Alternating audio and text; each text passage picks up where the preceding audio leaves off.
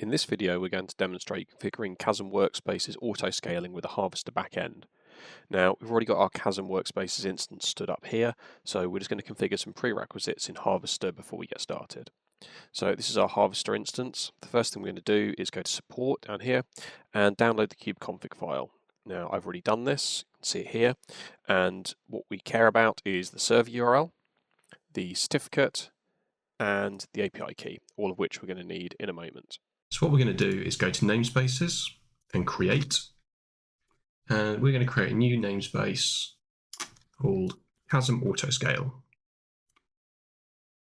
And then we go to networks, virtual machine networks, create a new virtual machine network in the Kasm Autoscale namespace, and we'll just call it Kasm Autoscale again, and we're going to select an untagged network and the management network. And then we're going to go to images, we're going to create an image, and we're going to use one of the Ubuntu cloud images, so we're going to do it from URL. You can also do it from file and upload an ISO if you have something like Windows install ISO or the Vertio drivers for Windows, that kind of thing. So we're just going to do this. Again, make sure it's in the Kasm Autoscale namespace and create it. And this will download the image from Ubuntu and configure it as an available image for you to use when building virtual machines. And that should be all of the initial configuration that you need to do within Harvester to be able to set up Autoscale to operate using this image to provision VMs on your newly created network within the Kasm Autoscale namespace. Now we've got all of that set up, let's go back to our Kasm Workspaces and log into the admin interface. If we take a look at the existing Docker agents, we can see just the default built-in agent is present. We're going to go to Pools and create a new pool, call it Harvester Autoscale pool, and a Docker agent type. Then we're going to go to Autoscale configs and create a Harvester Autoscale config, which again is the Docker agent type. We'll use the pool that we've just created, the default deployment zone. Now the standby cores, GPUs and memory are the minimum amount of resources that you want the Autoscale service to keep available at any given time. For our test purposes, we're just going to have a single core, no GPUs and a gig of RAM. Now the downscale backoff is how long Kasm Workspaces will wait before it will start to remove agents that are no longer required for running workspaces. We're going to set this to 60 seconds for the demo, but in a real production environment, you're probably going to want to set this a little bit higher so that every time somebody terminates a workspace session, it doesn't immediately deprovision any running agents. The overrides for cores, GPUs, and memory allow you to tell Kasm that the underlying VM actually has more resources than it does, and this allows you to over-provision, normally just CPU cores, but also in principle GPUs and memory. Now here we're just going to use the actual underlying values of the VM that we're going to create. We're not going to over-provision at all, so 2 cores and 8 GB of RAM. We also need to provide a certificate for Nginx. This, in our case, can just be a self-signed certificate because nothing's going to be connecting directly to the agent. If you do have direct-to-agent connections, then this needs to be a trusted CA. Then we can create a new VM provider, select Harvester.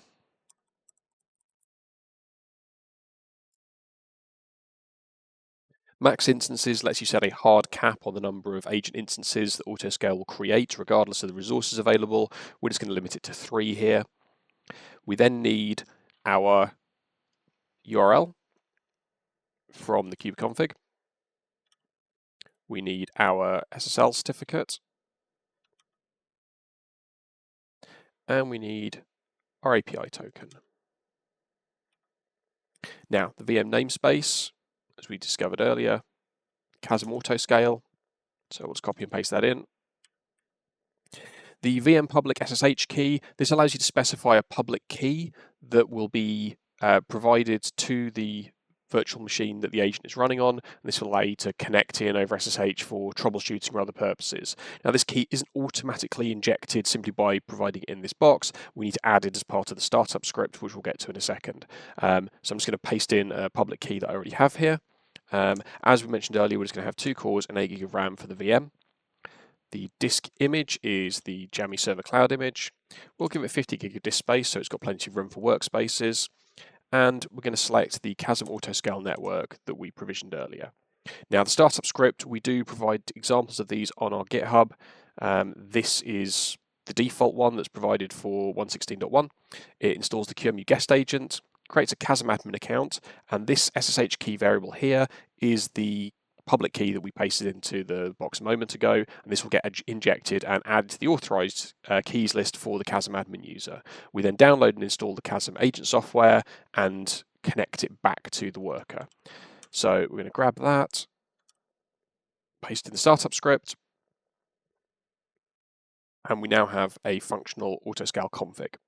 Now if we go back to Harvester and go to virtual machines, we can see that Kasm Workspaces has already started to provision a new Agent VM. And this can take a little while because it needs to boot the VM, connect to the network, install the QEMU agent, install the Kasm agent, and then connect back to the Kasm Workspaces manager.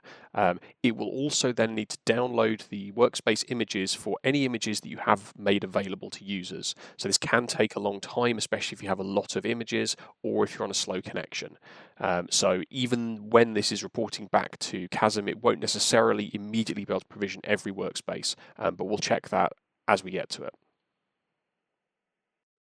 So once the agent VM has spun up, if we just refresh this page, we can see there is a new agent that is reporting in, and it's currently in starting state, which means that Kasm is aware of it, but it's not fully configured yet. So we need to give that a few moments just to get itself started. While we're doing that, let's open ourselves up some workspaces. So let's launch a Chrome session. And we'll launch a Firefox session as well. Okay. So if we now refresh this page again, we can see that we have 2 sessions running on the default agent and that we've fully allocated our available CPU cores. So what this means is that if we try to launch another workspace session, which we're going to do now, you will see that it's stuck here in this requesting additional resources state.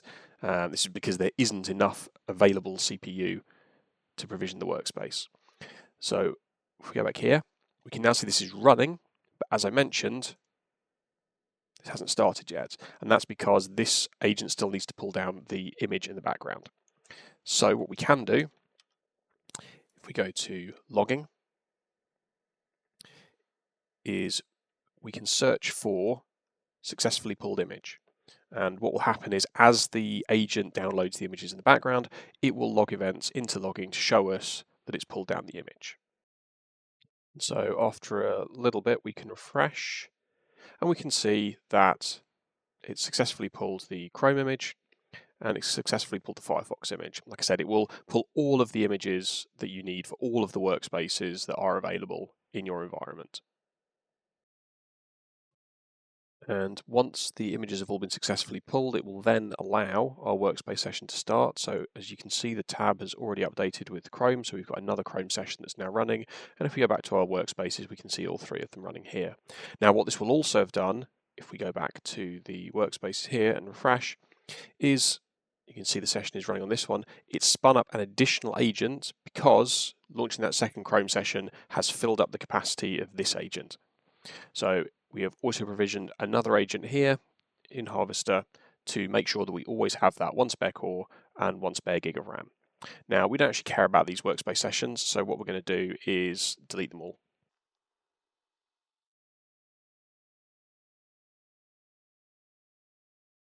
And if we go back here and refresh it again, you can see all the sessions have gone, all the resources are now available again. Now, because we set a 60-second back-off time in our Autoscale configuration, Kasm is going to wait that full 60 seconds before it starts considering whether or not to deprovision one of these agents. The thing to bear in mind is that the default built-in agent is not considered for those calculations, so even though there are no sessions running at all, it's still going to leave one of these agents behind at the end because those are all part of the Autoscale pool and the built-in one is not.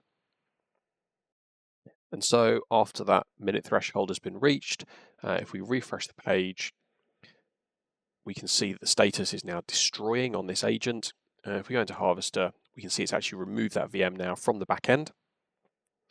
And if we refresh again, we're now down to a single additional Autoscale agent. So now that we've configured the agents and verified that everything's working, we're just going to quickly walk through removing the agents and the configuration completely. So if you decide that you want to get rid of the Autoscale configuration and remove the final agent, what we need to do is go into Pools, go into Autoscale Configs and edit our config. And we need to change the standby cores, GPUs, memory, and downscale backoff all to 0.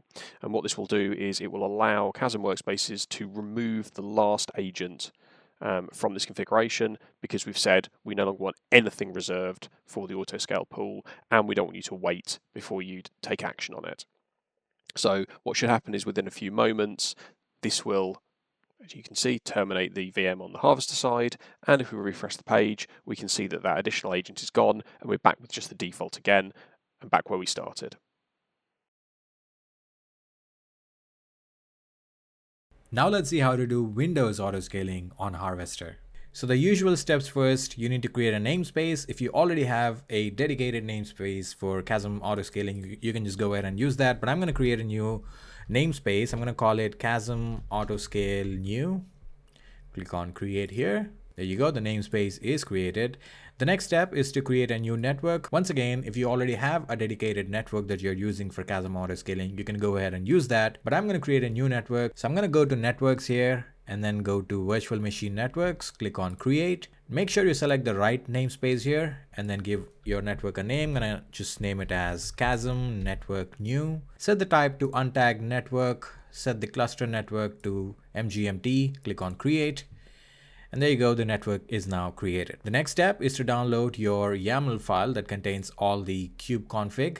So you can go to support over here, and then you'll find this button to download your kubeconfig. Just click on it and download your kubeconfig there. I already have it opened up here, and you can see there are different values, and you need to feed in these values to Kasm later. So the next step is to create the Windows template, so you can ask Kasm to create new VMs based on this template. To do that, the first thing you need to have is the ISO image of the Windows server that you want to create a template from. You can go to images here, and here is where you will find a list of all the available images that you currently have.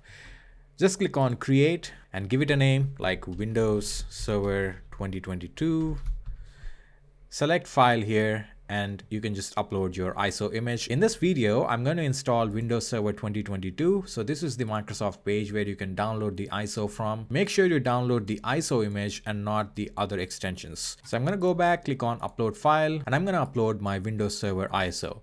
I already have this uploaded, so I'm not going to do this here, but the process is pretty simple. You basically upload the file and then just click on Create, and that's going to upload your ISO from your local machine to Harvester. Now go back to images again, and you also need to upload the ISO image of VirtIO tools. This is where you can download the VirtIO tools from. I'll just go ahead and download the VirtIO Win 0.1.266.ISO. Once that is downloaded, go back to Harvester. Once again, click on Create. Make sure the right namespace is selected here, and then name your image here. I'll just say VirtIO. Click on File, Upload File, and just select the downloaded ISO file here. Once again, I'm not going to upload this because I already have this uploaded. You can see I have the Windows Server 2022 ISO image as well as the VirtIO tools ISO image. Both of them are already uploaded to Harvester. So the next step is to actually go ahead and create a VM and install Windows Server. To do that, I'll go to Virtual Machines here, click on Create. Once again, make sure the right namespace is selected. Give it a name. I'll just say Windows Server 2022 Kasm Autoscale. Define the number of CPUs and cores. I'll just set the CPUs to 2, the memory to 4. And now go to volumes. And by default, you will have an image volume like this. Over here, select the Windows Server ISO image that you just uploaded, which is over here. And then just set the size to maybe 10 gigs. We also need to mount the VirtIO tools ISO. So I'm going to click on Add a Virtual Machine Image again. And this time I'm going to choose the VirtIO ISO file, and I'll set its size to like 5 gigs. And finally, we also need a boot volume. So I'll click on Add Volume, and I'll just set this to 45 gigs. And this is where Windows will actually boot from after it's installed. Set the storage class to Harvester Longhorn default, and make sure that the type is set to disk and the bus is set to VirtIO. Now go to Networks, and there is a network that is added by default. You can change the name of the network, but make sure that the model is set to VirtIO, and set the network to the new one that you just created to use with Kasm Autoscaling. In my case, it's Kasm Network New. And make sure the type is set to bridge. And that's it. Click on create. And this is going to provision the new VM, and it's automatically going to start up. As you can see, it's in the running state now. So I'll just open this up in a web VNC console here. And we can now see the Windows installation screen. Click on next.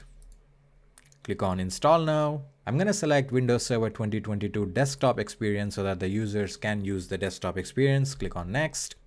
I accept. Click on next. Over here, choose the second option that says install Microsoft Server operating system only. And by default, you will not see any disks listed over here. And that is because you don't have VirtIO storage drivers installed yet. To install them, just click on load driver and you will see a list of available VirtIO storage controllers. I'm going to choose the 2022 version and click on next. And once the VirtIO storage drivers are installed, you can see the drives are now listed. So I'm going to install Windows on the disk that I created, which is 45 gigs. So I'm going to select that, click on next, and it's now going to go ahead and install Windows. Once the installation is done, it's going to reboot. And when it does, make sure you do not boot from the Windows ISO. All right, so go ahead and set your password, click on finish, and let's go ahead and log into our Windows Server. So first things first, I'm going to disable the server manager from starting up every time we start a session. So I'll just go to server manager properties and I'll select do not start server manager automatically at logon. I'll now go ahead and install the VirtIO network tools. So I'll just go to my file explorer and you can see the mounted VirtIO ISO.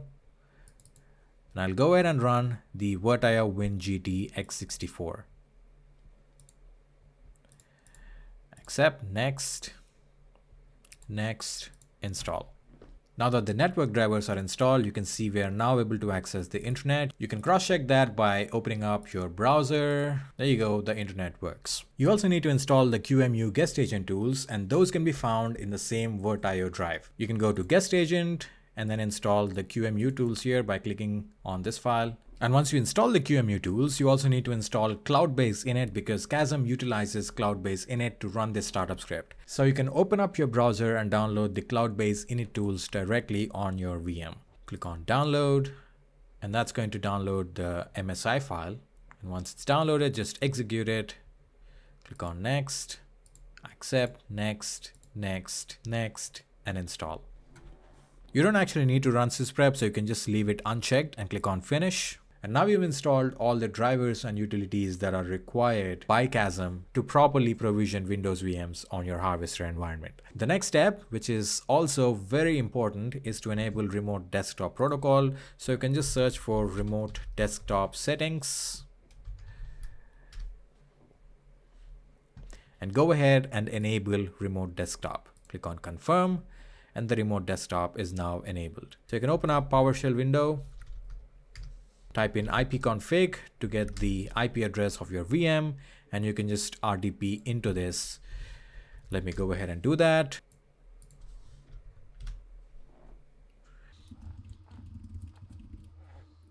You can now go ahead and close the web VNC window, and this is my RDP session. Awesome. So the next phase is to actually install the tools and software that you actually require on your Windows VM. In this demo, I'm just going to install the Microsoft Office tools. So I have a PowerShell script here with me that automatically does this. I'm going to copy it and paste it to my PowerShell and wait for Microsoft Office to download and install on my Windows VM. It looks like Microsoft Office is done installing. You can install any additional tools that you would like on your VM in the same way. And once you're done with that, you can just go ahead and shut down your VM.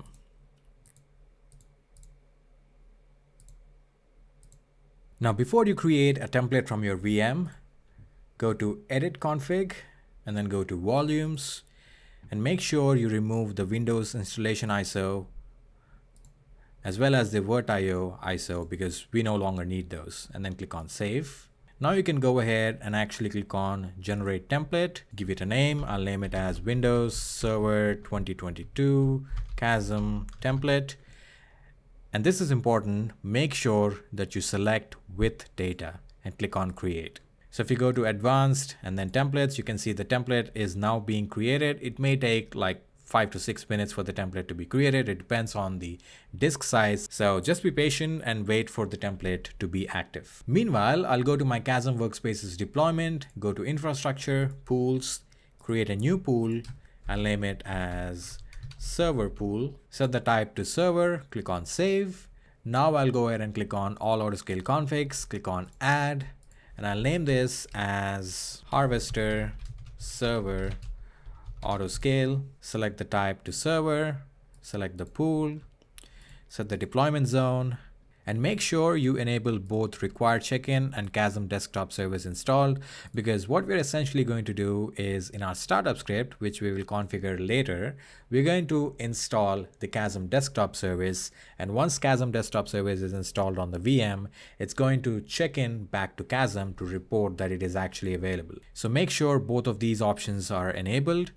And then for the connection type, you can set this to RDP. The connection port, you can set this to 3389, which is the default RDP port. And for the connection credential type, you can choose different options. For example, you can choose dynamic user accounts, SSO user accounts if you're using SSO, or even choose smart card if you're using smart card. For this demo, I'm going to just set this to static credentials, and I'm going to put in my credentials, which I configured while I was installing Windows. You can also choose to create an Active Directory computer record. And if you enable reusable, the same VM will be reused for multiple users. Now, let's say a user has created a Windows Server session on your Kasm deployment. When the user is done with the session and when he disconnects from it, if reusable is enabled, then Kasm will not deprovision the Windows VM. Instead, it just keeps it active so that when another user creates a session, the same VM is assigned to this new user. If you disable this, however,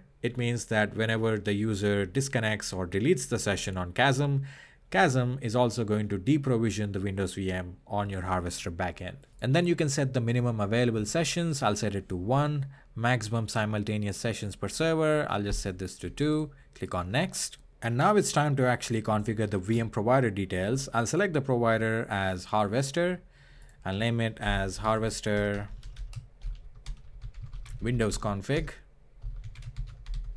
And you can define the maximum number of instances that you want Kasm to be able to provision on a Harvester.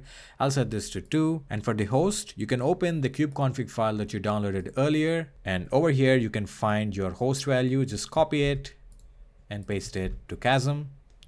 The SSL certificate, once again, you can find it in your kubeconfig. Just copy paste it to Kasm.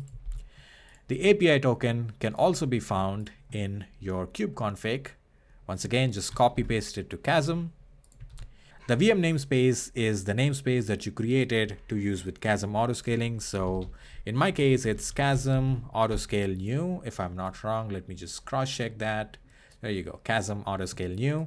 VM public SSH key. If you have installed OpenSSH server and if you want to add a public key to the authorized keys, then you can just put in your public key here, so that you'll be able to SSH into your VM instance. However, I have not installed an SSH server, so I'm not going to configure this. The number of cores that you want to allocate to your VM, I'll set this to 2. I'll set the memory to 4. And then the disk image that you want to use with this VM. To find this, you can just go back to your Harvester dashboard, go to Advanced and then Templates, and then find the template that you have created, which is this one in my case. Go to volumes, and over here you can find the image field. Just copy this image name. You don't need to copy the namespace, just copy the image name itself and paste it over here. I'll set the disk size to 45. I'll set the network type to Multus, network interface type to bridge. The network name should match with the network that you created earlier. In my case, it is Kasm network new. So I'll just copy, paste it here. And now comes the startup script. This is a script that will be executed when the VM is provisioned, by making use of cloud-based init, which we have installed. So I'm going to copy paste my startup script here, and this can be found in our GitHub repo, which I'll link in the description below. So basically what it does is it installs the required services like the Kasm desktop agent for the autoscaling to work properly. So once again, you can find this link in our public GitHub repo. The link will be in the description. And you can also define a config overrided, which is a YAML file that gets overrided when provisioning the VM. In this demo, I'm just going to leave it empty, and I'm not going to enable TPM or EFI boot. Click on finish. So this should go ahead and kick off provisioning the VM. So if I go back to my Harvester dashboard, you can see a VM is now starting up. It's in the running state already. So once this VM is provisioned, and once the IP address gets assigned to it, and once it reports to Kasm that it has started, you will be able to see it in servers. As you can see, it has already reflected here. It's still in the starting state, which means the Kasm desktop agent is still not installed. Once that is installed, it should report back and the status will be set to running. And you can also see the last reported time. So this may take a while. Usually Windows VMs take a little longer than Linux VMs to provision and for the Kasm desktop agent to be installed. So I'm just going to wait for a few minutes for this to come to the running status. So as you can see, after a few minutes, the status has changed to running, and you can also see the VM has actually reported back. So now let me go to Workspaces, click on Add Workspace, set the workspace type to Pool, and I'll set the name to Windows Server 2022, same description. Select the pool, and you can actually also enable remote apps provided that you have already configured this on your VM before, but I'm not going to do that. I'll set the RDP client options to web native client so that the session opens up in your browser. Select the pool. You can also set a persistent profile path, and that's it. Click on save. The workspace has now been created. So let me go ahead and launch this. And there you go. I'm now able to access my Windows Server session from Kasm. Right, let me go ahead and delete this session. And if you want Kasm to deprovision all the provisioned VMs, you can just go to your admin panel again, go to Infrastructure, Pools, go to All Autoscale Configs, and edit the config that you just created. And simply set the minimum available sessions to 0 and the maximum simultaneous sessions to 0. Click on Next, click on Finish. And this should trigger a deprovision event, and you can see the VM is now terminating on Harvester, and it's also no longer listed in your servers.